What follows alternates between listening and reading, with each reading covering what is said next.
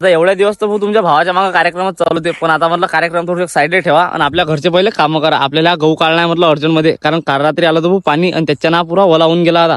तर मग आज सकाळी हार्वेस्टरवाला आणला होता, तर त्याचं म्हणणं आलं बा दुपारून काढू. सकाळी म्हणे साधं राहते म्हणे उंब्या, तर गव्हात उंब्या येतील म्हणे. दुपारून दिली भाऊ गड्याने 4. आता संध्याकाळी येईन तेव्हा आपण काढून घेऊ. जेवढ्या लवकर होईल तेवढ्या लवकर आपल्याला गहू नील करणं आहे. म्हणजे वावर नील झालं की आपल्या मागं टेन्शन नाही, फालतू पाणी येऊ का काही येऊ. मग आता आपण घरून आणला भाऊ तळो आणि आपल्यासोबत आहे विशाल. तर आम्ही आता तळो गिळो घेऊन रेडी आहोत. आमची फिल्डिंग टाईट आहे, फक्त आता हार्वेस्टर यायची गहू काढायची.